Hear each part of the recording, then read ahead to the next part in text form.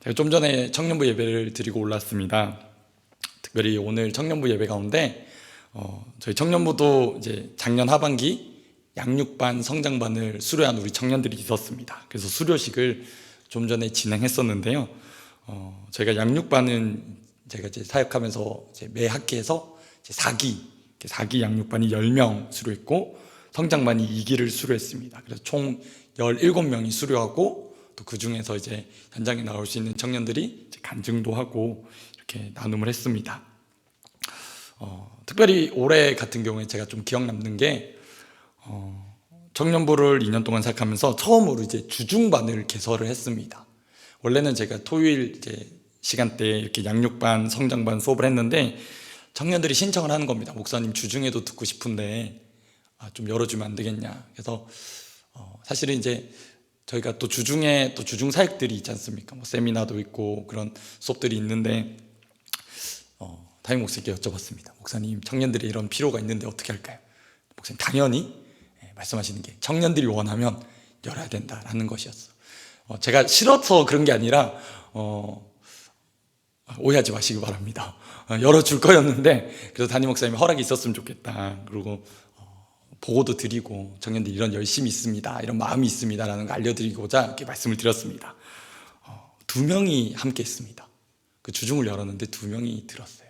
근데 왜 기억이 남냐면 그 2명이 청년부 리더가 되었습니다. 은혜가 있었던 거죠. 제가 끼친 게 아니라 그 시간 안에 하나님께서 그들의 마음을 만지시고 특별히 하나님을 사랑하고 지체를, 공동체를 사랑하는 마음을 주신 줄 믿습니다. 제가 그들에게 그렇게 말하지 않았습니다. 너 리더 꼭 해야 한다. 너 리더 안 되면 청년부에 미래가 없다. 이런 얘기로 제가 들들 볶지 않았습니다. 오해하지 않으셨으면 좋겠습니다. 그런 얘기는 다들 부담스러워 하실 거예요. 우리 여기 계신 어른분들도 동일하겠지만 만약에 그런 얘기, 너 리더 꼭 해야 한다. 너 리더 안 되면 안 된다. 너 이거 안 할 거면 배우면 안 된다. 이런 얘기를 듣는다면 기분이 좋지 않을 겁니다. 오히려 말씀을 통해 우리가 양육과 훈련을 받을 때 우리 영혼이 정말 바른 질서 가운데 세워지는 것 같습니다. 그리고 바른 가치를 보게 되는 것 같아요. 그리고 그것이 바로 하나님께서 사랑하시는 교회를 우리가 어떻게 섬길까, 어떤 마음으로 섬길까로 우리의 삶에 적용으로 나타나는 것 같습니다. 2년 동안 청년부 사역을 해보면서 양육훈련을 하면서 느낀 게 그런 마음입니다. 하나님이 역사하시는구나 라는 거예요. 놀랍지 않습니까? 우리 청년들의 생각이 참 안 변할 것 같고 참 그들이 세상 가치관에 젖어 있을 것만 같은데 놀랍게도 이들이 하나님 말씀을 듣고 배우니까 변하더라라는 겁니다. 변합니다. 왜냐하면 하나님이 살아 역사하시기 때문입니다. 하나님 말씀이 능력이 있기 때문입니다. 그러니까 가치관이 변하는 거예요. 이게 바른 거였구나. 이게 하나님이 원하시는 거였구나. 그래서 어떻게 됩니까? 내가 이제 그 사명의 자리로, 헌신의 자리로, 섬김의 자리로 사모하며 나아가야 되겠구나라는 마음입니다. 제가 청년들이 어떤 리더를 뽑거나 자리를 할 때 제가 일일이 전화하지 않습니다. 저희 청년부의 체계가 그렇습니다. 누가 그 자리를 섬기는지 제가 회장단에게 그렇게 따로 얘기하지 않습니다. 그들이 기도하고 준비하고 또 양육훈련을 받은 이들이 자원하게 합니다. 그리고 그들이 섬기게끔 합니다. 저는 뒤에서 열심히 기도해 줄 뿐입니다. 이들이 그것을 감당할 수 있도록. 그러면서 배우는 것이 그들 안에 참 이것이 자연스러워진다라는 거죠. 그럼 그렇지 않을까요? 하나님의 사랑을 겸하게 되고 하나님의 그 말씀의 능력을 겸하게 되면서 그 마음 안에 생겨지는 자연스러운 마음이 뭐냐면 교회를 사랑하고 지체를 사랑하고 섬기고 싶다라는 마음입니다. 그래서 이번 이제 수료식을 하면서 제안해 주셨던 저에게 주신 선물과 위로함이 바로 이거였습니다. 하나님 말씀으로 양육하면 반드시 변화가 있구나라는 거예요. 다른 어떤 기교나 다른 어떤 스킬이 아니라 하나님 말씀대로 양육하고 또 훈련하니까 참 잘 안 변할 것 같은 사람인 것 같아도 참 더디게 변하는 청년들 같아 보여도 결국에는 하나님이 변화시켜서 그 교회 일꾼으로 쓰신다라는 겁니다. 여러분, 바울이 오늘 이런 말을 권합니다. 여러분, 교회 일꾼을 세우는 것이 참 중요합니다. 그렇죠? 교회 일꾼을 세우는 것이 참 중요합니다. 왜냐하면 그들이 주님의 일꾼이기 때문입니다. 그리고 교회의 일꾼이기 때문입니다. 바울이 자신의 영적인 이 디모데에게 편지를 쓰면서 3장 14절 15절 우리가 읽었던 이 본문 뒤에 보면 그런 얘기를 합니다. 14절 15절 보실까요? 내가 속히 내게 가기를 바라나 이것을 내게 쓰는 것은 왜 이 서신 이 편지를 보내느냐? 만일 내가 지체하면 너로 하여금 하나님의 집에서 어떻게 행하여야 할지를 알게 하려 함이니 이 집은 살아계신 하나님의 교회요 진리의 기둥과 터니라 라는 거예요. 바울이 편지를 보냅니다. 내가 빨리 너에게 가고 싶은데 만약에 내가 사역의 사정이 있어서 지체하게 된다고 하더라도 여전히 중요한 게 뭐냐? 너를 통해 이루어야 될 그 일이 뭐냐? 바로 하나님의 집에서 너가 어떻게 행하여야 되는가? 너가 어떻게 목양해야 되는지, 너가 어떻게 목회해야 하는지를 내가 알려주고자 한다라는 거예요.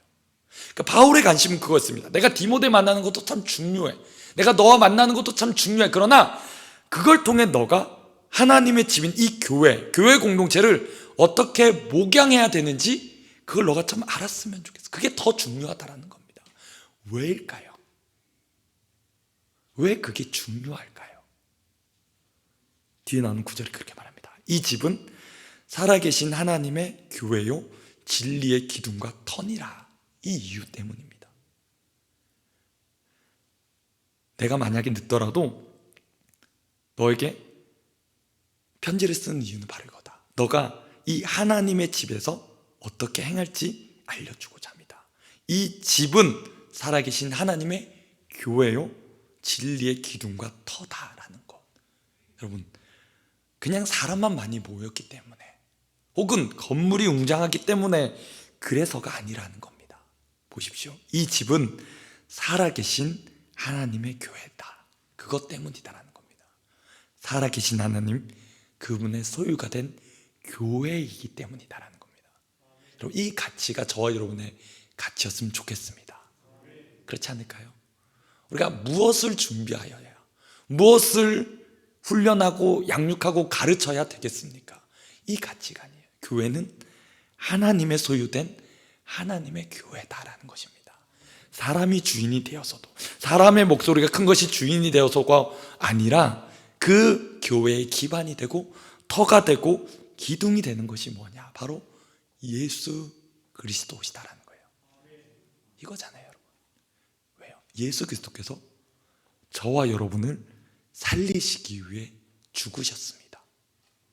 우리 살리시고자 그 하나밖에 없는 아들을 죽이셨습니다. 그것을 통해 세워진 것이 바로 교회 공동체입니다. 그래서 교회는 진리의 기둥과 터로 세워져 있습니다. 그래서 여러분, 교회를 섬기는 일이 중요한 겁니다. 그래서 교회를 세워가는 이 일꾼이 중요한 겁니다. 왜요? 교회를 세워가니까요. 그냥 사람의 계모임이나 사람의 모임이나 그냥 보여지는 건축물을 세워간다면 이 정도로 우리가 공을 들이지 않을 겁니다. 심려를 기울이지 않을 겁니다. 그냥 그러다가 없어져도 그렇게 관여하지 않을 겁니다. 그렇게 가슴 아파하지 않을 거란 말입니다. 그러나 교회는 다르죠. 교회는 다릅니다. 왜요? 하나님의 소유된 살아계신 하나님의 진리의 기둥과 터이기 때문입니다. 그래서 바울이 이렇게 1절에 말합니다. 미쁘다 이 말이요. 참 이 말은 믿을만하고 신실한 말입니다. 무슨 말입니까? 곧 사람이 감독의 직분을 간절히 사모한다면 그것이 선한 일을 열망하고 있다는 것입니다 라고 성경은 증언합니다. 여러분, 바울이 말하는 감독의 직분이 무엇일까요? 바로 원문을 통해 보면 양떼를 돌보는 사람이라는 얘기예요. 바울이 말하는 감독의 직분은 양떼를 돌보는 사람이라고 말합니다. 바로 우리의 목자장이신 예수 그리스도를 통해 우리에게 보여주신 그 일입니다. 하나님의 백성을 돌보며 세우는 그 일에 부르심 받았다라는 겁니다. 여러분, 이 일은 누군가의 제한된 일이 아니라 저와 여러분이 부르심 받은 그 일인 줄 믿습니다. 그래서 우리 안에 하나님을 사랑할수록 우리 안에 드는 마음이 무엇입니까? 여러분, 온갖 희생이 요구됩니다. 헌신이 요구됩니다. 섬김이 요구됩니다. 그러면서도 우리가 이 일을 기쁘게 하는 이유가 뭘까요? 누가 알아줘서기 때문입니까? 누가 인정해 주기 때문입니까? 누가 상을 주기 때문에 합니까? 아니라 우리 영혼이 하나님 앞에서 그걸 하는 겁니다. 이 일이 선하다라는 거예요. 이 일이 선한 거예요. 왜요? 하나님이 그것을 보시기에 영광 받으실 일이니까요. 우리의 그 일이, 교회를 섬기는 일이 하나님께 영광이 되는 일이기 때문입니다. 그래서 선하다, 가치 있다라는 겁니다. 자, 그 영광스럽고 가치 있는 일을, 그 영적인 가치를 아는 사람이 여러분 보이는 반응이 뭐냐? 바로 그 일을 사모한다는 거예요. 사모한다, 마음을 들인대요. 그 일에 열심을 다한답니다. 단지 나에게 맡겨주게 될 그 자리, 그 직임, 그것에 대한 자리 욕심이 아니라 그 일을 통해 관련된 해야 될 그 일들까지 내 안에 포함한 사모함이다라는 겁니다. 마지못해 억지로 싫은데 눈치 보여서가 아니라 가치를 알기 때문에, 하나님의, 살아계신 하나님의 터요, 기둥과 같은 이 교회, 하나님이 사랑하시는 공동체의 그 귀한 가치, 하나님이 영광 받으시는 그 가치를 알기 때문에 내 마음에 사모하는 마음이 있다는 겁니다.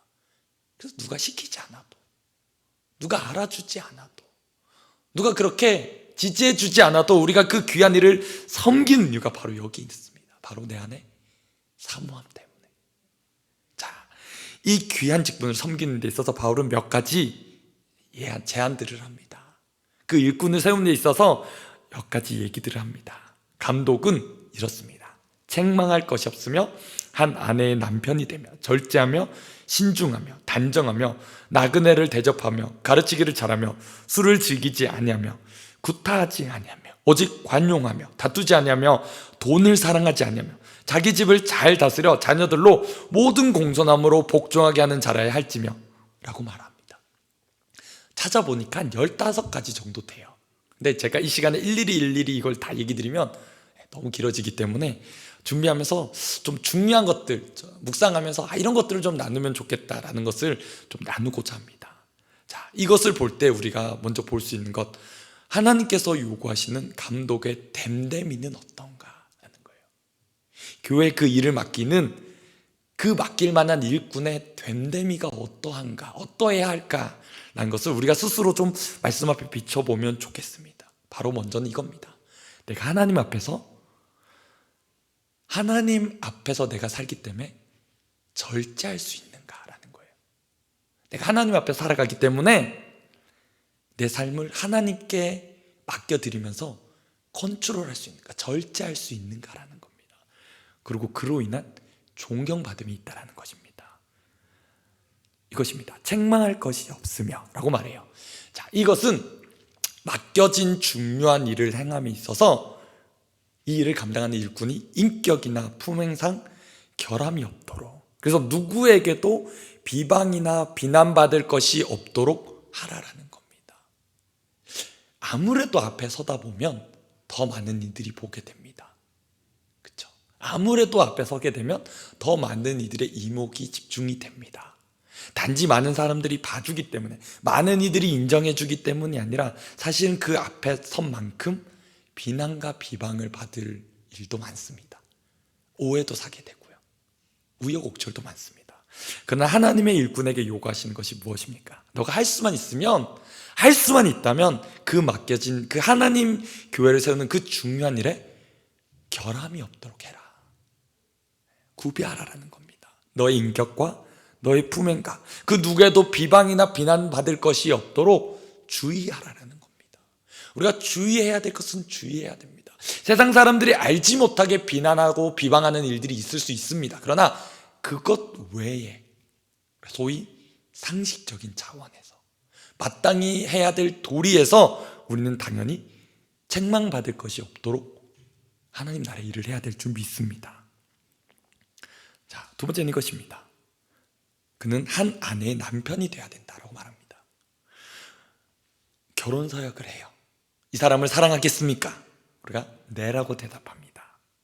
그런데 살면서 배우는 것이 한 사람을 사랑하기도 참 쉽지 않구나라는 것입니다.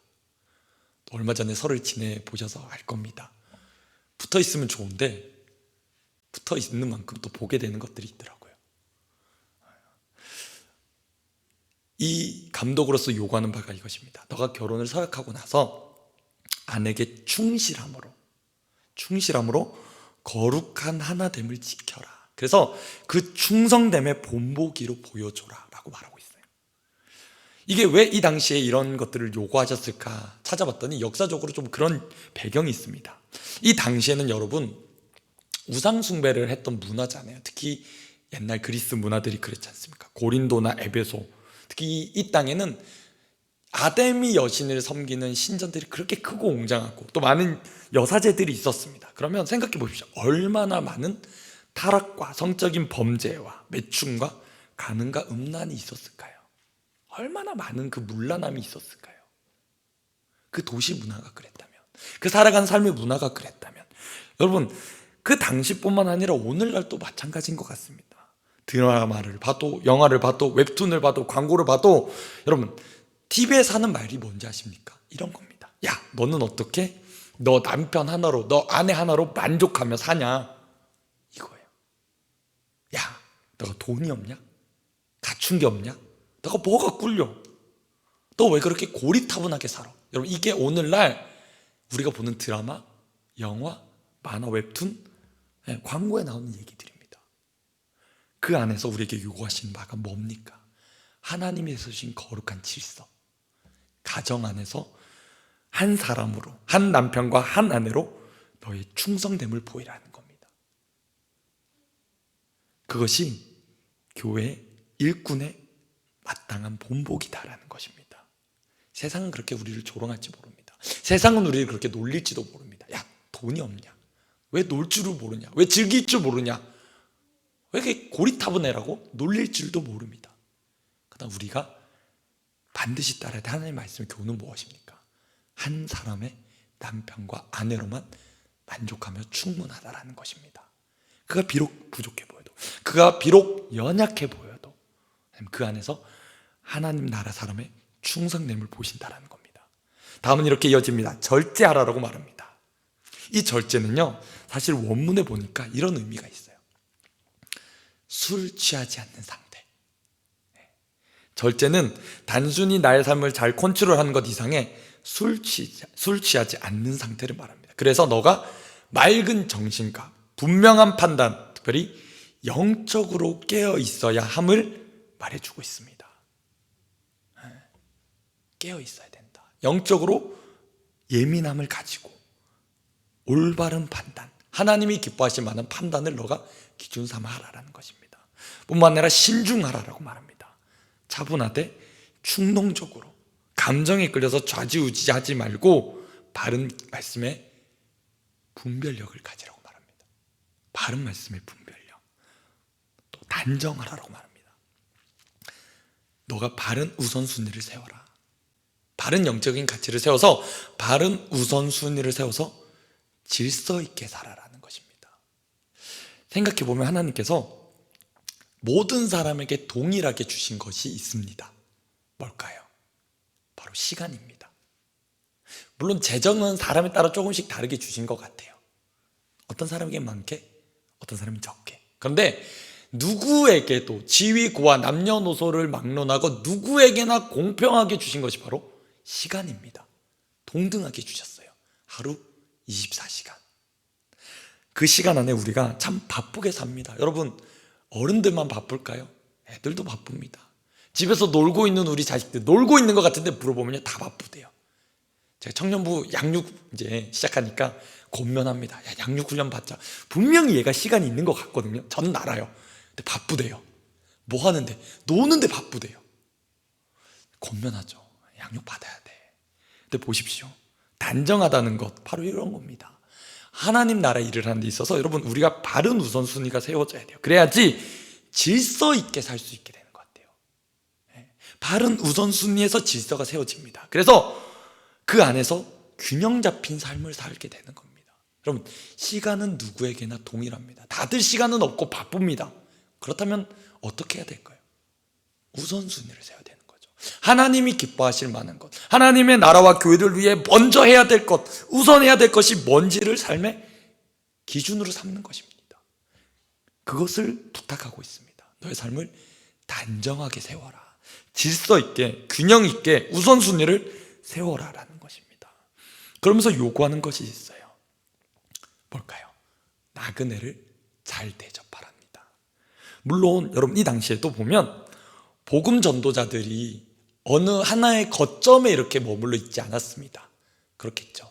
순례하면서 되도록이면 지역을 옮겨가면서 복음을 전했습니다. 그리고 교회를 개척했습니다. 그렇기 때문에 이들이 머무를 거처가 없었어요. 그러니까 당연히 교회 감독들에게 또 교회 일꾼들에게 요구하는 바가 뭐냐면 너희가 나그네를 잘 대접했으면 좋겠다. 이 나그네는 누구겠습니까? 당연히 복음 전도자들입니다. 주의 종들을 잘 대접했으면 좋겠고 그 일에 너희가 잘 섬겼으면 좋겠다. 그런데 사실은 이 배경을 조금 더 생각해 보면 단지 복음 전하는 사람들에게만, 그들에게만 섬겨라라는 의미 이상의 것이 있습니다. 여러분 한번 생각해 볼까요? 자신의 집을 열어준다라는 것, 이게 쉬운 일일까요? 오늘날도 많은 분들이 사실 교회에서 어떤 모임을 하든지, 그것이 이름이 구역이든지 셀이든지 순이든지 여러 가지 목장이든지 여러 가지 이름을 쓰지만, 다들 목사님들이 이제 좀 어려워하시는, 참 시대가 변했구나라고 얘기하시는 것 중에 하나가 뭐냐면 가정에서 모임을 잘 안 하려고 하신대요. 구역 모임이 가정에서 하는 교회는 사실은 건강한 교회입니다. 그래도 왜냐하면 자기의 집을 열 수 있다는 것 자체가 사실은 여러분 생각하는 것보다 훨씬 더 중요한 의미가 있습니다. 또 중요한 가치를 가지고 있습니다. 그래서 많은 이들이 집에서 잘 안 모이려고 합니다. 그럼 어디서 모일까요? 교회당에서 가집니다. 교회 카페에서 가지고요. 교회 그냥 부서실에서 가집니다. 제 섬겼던 그전 교회에서도 그랬습니다. 구역 모임 열심히 하십시오 했더니 주일날 예배 마치고 그 잠깐 숨에 교회에서 가지시는 거예요. 왜일까요? 내 집을 열고 싶지 않은 거예요. 내 집을 오픈해주고 싶지 않은 거예요. 그거 속속들이 그렇게 다 보여주고 싶지 않은 겁니다. 많이 변했습니다. 이전에 저가 어릴 때만 해도 구역 예배는 늘 집에서 부모님이 모시고 이렇게 집에서 했잖아요. 기억이 나요. 집에 꼭 손님들이 오시고 그렇게 교제를 가지셨던 것 같습니다. 여러분, 나그네를 대접한다는 것은 바로 이런 겁니다. 내 집을 열어주는 것, 그 이상의 상대방을 믿어주는 겁니다. 지체로서 믿어주는 거예요. 그렇죠. 저 사람이 나의 지체다라는 거예요. 그래서 문을 열어주게 되는 거죠. 그래서 사실 문이 열렸다는 건 그만큼 마음이 열렸다는 겁니다. 자, 왜 이것이 엄청난 요구며 중요한 사역이냐? 한 가지 더 얘기 드리면, 보십시오. 이 당시에는요, 예수를 믿으면 잡혀갔어요. 잘 아시는 내용처럼. 그래서 사자의 밥이 되거나 포로로 끌려가기도 하고 노예로 끌려가기도 하고 혹은 공개 처형장에서 그렇게 사형당하는 일도 수두룩했습니다. 그런 배경이 있단 말이에요. 그러면 지금 여러분 이 말씀을 통해 나그네를 잘 대접해야겠다라는 마음이 들었다고 하더라도 어떤 생각이 들까요? 집에 누군가 찾아왔습니다. 내가 모르는 지체예요. 혹시 저 사람이 나를 일러 바쳐서 잡혀가게 되면 어떻게 되지? 내가 만약에 저 사람이 그리스도인인 척하고 들어와서 속이고서 나를 감옥에 넘기게 되면 어떻게 되지? 그런 생각 안 들까요, 여러분? 그런 일이 있었어요. 분명히 아님에도 불구하고 그들이 그런 신용을 해서 속인 일이 있었습니다. 그래서 이 말이 왜 중요할까요? 나그네를 대접한다는 것은 어떤 마음이 있는 겁니까? 이 사람 안에 환대 이상의 믿음이 있는 겁니다. 하나님이 지키신다. 하나님이 그 믿는 자를 보호하신다. 설령 잡아 가둬지게 돼도, 설령 사자의 밥이 돼도, 짐승의 밥이 돼도 하나님이 함께 하신다. 이 믿음이 있는 겁니다. 그래서 이게 참 중요하죠. 나그네를 환대한다는 것은 단지 나그네에게 잘 대해 주십시오 이상의 의미, 가족의 지체된 마음을 가질 뿐더러 더 나아가서 네 믿음이 정말 하나님께 있느냐라는 거예요. 정말 네 집을 열어줄 수 있냐. 하나님이 지키시고 보호하시고, 하나님이 그 지키시고 보호하시기 때문에 낮의 해와 밤의 달이 상치 못함을 더 확신하느냐라는 겁니다. 그래서 열어줄 수 있느냐는 거예요. 여러분 어떻습니까? 여러분 집 열어주실 수 있습니까? 표정이 어두우시네요. 열어주시기 간절히 소망합니다. 우리 집이 더 열려졌으면 좋겠어요. 사실은 좀 어렵긴 했는데 제가 코로나 때문에 사실은 저희 양육반 청년들 하면서 성장만 하면서 꼭 한 2번 정도는 식사 교제를 원래 중간에 했거든요. 그러니까 교제 이상의 의미죠. 어떻게 지내는지, 특별히 가르치는 입장에서 정말 잘 배우고 있는지 궁금하잖아요. 너 어떻게 적용하고 있니? 그래서 그 시간에 교제를 하거든요. 어떻게 삶을 사는지. 그러면서 식사를 하면서 마음이 열리게 하는 거죠. 그래서 마지막에 저희가 수료할 때 꼭 저희가 했던 게 저희 집에 초청을 해요. 저희 집의 모습을 보여주고 자녀들이 사는 모습을 보여주고 이렇게 양육에 대한 그 12주간에 있었던 이야기에 대한 나눔을 그 시간에 꼭 집에서 했는데, 이번에는 진짜 아쉽게 못했어요. 왜냐하면 이제 코로나 때문에 그렇게 먹는 것들 때문에 못했습니다. 그런데 이것이 중요한 의미가 바로 이런 거죠. 함께 먹고 마시며 지체됨을 나누고 또 하나님의 그 은혜를 함께 나누는 것, 그 나눔의 자리 가운데 함께 한다는 것입니다. 자, 뿐만 아닙니다. 말씀드린 것처럼 4절 5절에 이런 얘기도 해요. 자기 집을 잘 다스려 자녀들로 모든 공손함으로 복종하게 하는 자라야 할지며, 사람이 자기 집을 다스릴 줄 알지 못하면 어찌 하나님의 교회를 돌보리요. 아마 가장 큰 부담이 우리 안에 이 부담인 것 같아요. 제가 청년들에게 그런 얘기를 나눕니다. 총각 전도사 때는 나도 이렇게 참 서슬퍼렇게 막 부모님들 그렇게 하시면 안 된다고, 막 믿음 세대, 다음 세대 잘 키우셔야 된다고 이렇게 막 목소리 높여서 얘기했는데, 내가 애들을 셋을 놓고 키우다 보니까 죄송한 마음만 들더라. 진짜 쉽지 않아요. 믿음으로 키운다는 것. 물론 저도 이제 아직 과정이고 제가 이제 11년 차거든요. 아직 갈 길이 멉니다. 쉽지 않은데 이 말씀 묵상하면서 와, 진짜 부담이 되는 거예요. 맞아. 교회에서 사역하는 거 못지않게 가정에서 자기 집을 잘 돌보는 이 일, 이것도 중요한 영적인 원리라는 거죠. 여러분, 그렇지 않습니까? 교회의 중요한 원리가 바로 이거래요. 마치 가정에서 본을 따라 행합니다. 부모의 모습을 아이들이 따라하죠. 부모의 살아가는 그 삶의 모습을 보고 그들이 그것을 배워갑니다. 그래서 자녀로 자라갑니다. 마찬가지입니다. 교회도 본을 통해 보고 따라간다는 겁니다. 그 선한 영향력으로 교회 다른 지체들이 자라간다는 겁니다. 그 원리가 있다는 거죠.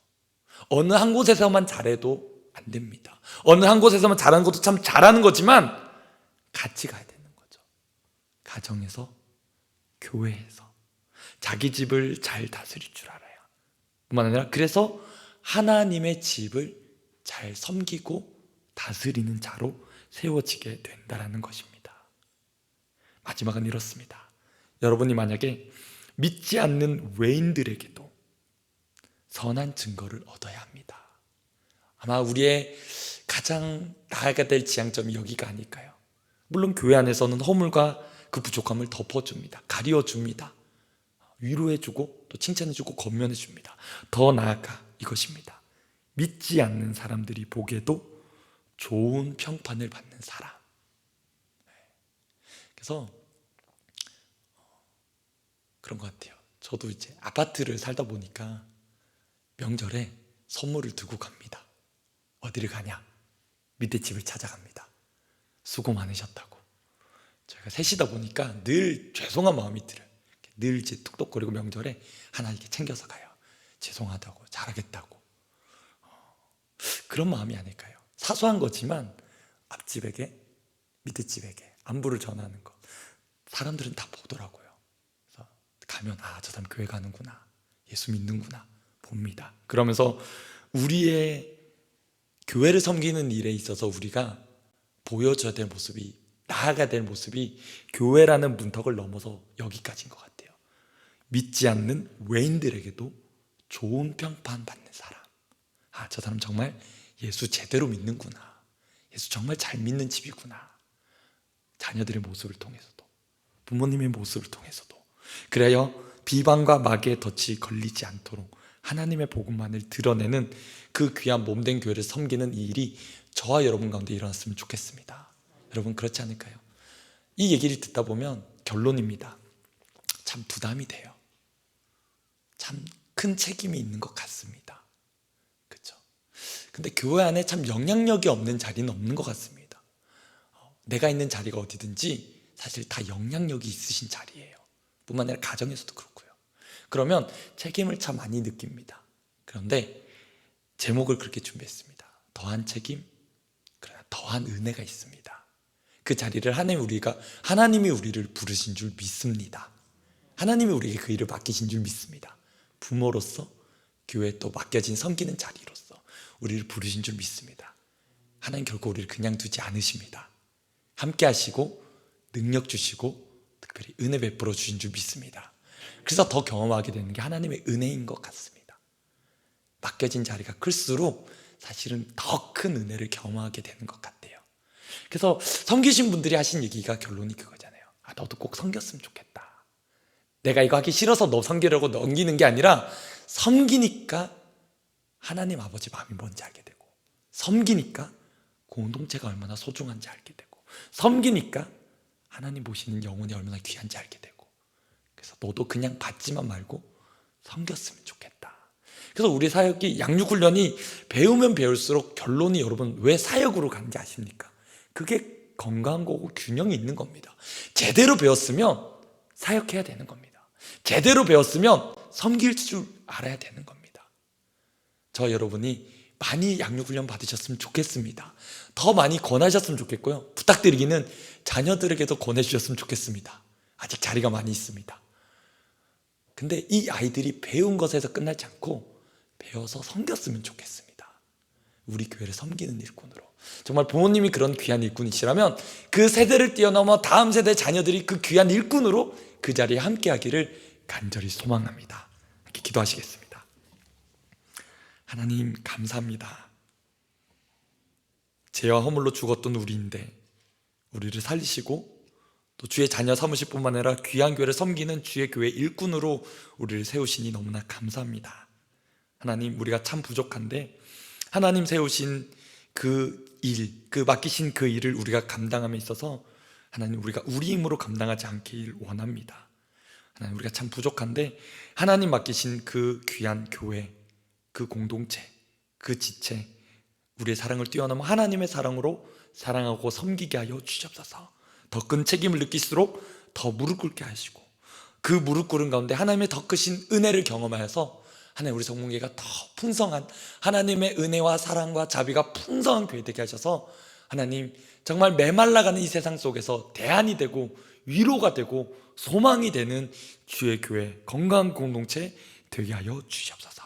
간절히 소망하며 살아계신 예수님 이름으로 기도드립니다. 아멘.